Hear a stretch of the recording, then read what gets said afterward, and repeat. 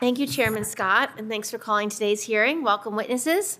I appreciate you all being here today. In recent years, scams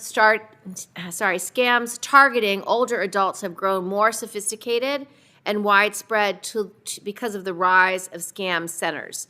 Those centers are fueled by the labor of human trafficking victims and new developments in technology and the use of cryptocurrency. Older Americans everywhere are vulnerable to the rise of these scams, including my own constituents. For example, a senior in Jefferson County, New York, was convinced through a romance scam to withdraw most of his 401k funds and transfer the money into cryptocurrency. That is a loss that stings. It can derail retirement plans, pull apart families, and subject seniors to emotional and material harm. Unfortunately, victims can struggle to report scams due to the stigma and shame. Some communities may face additional barriers related to language or fear. This hearing focuses on transnational scams that are facilitated by Chinese criminal organizations. It is worth remembering that Asian immigrants, including many Chinese Americans, can be preferred targets for transnational scammers because of a common language and culture, as well as their familial ties to China.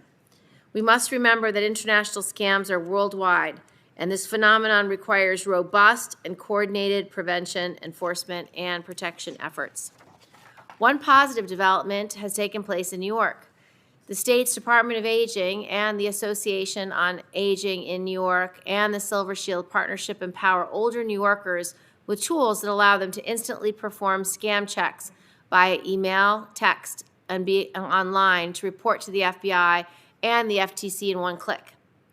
However, there is still much more work to be done. Last year, the Government Accountability Office published a report on federal efforts to combat scams. GAO noted an alarming lack of coordination amongst federal agencies. Based on recommendations from GAO's report, I introduced the National Strategy for Combating Scams with Chairman Rick Scott and Senators Mark Kelly and Ashley Moody.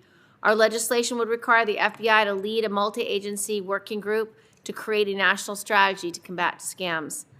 Last July, I introduced a bipartisan Guarding Unprotected Aging Retirees from Deception or GUARD Act with Senator Katie Britt and Chairman Scott. The GUARD Act will increase resources for law enforcement to utilize the blockchain for investigating financial fraud.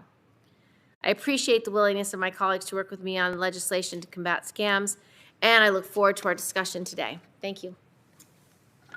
Thank you, Ranking Member. I'd like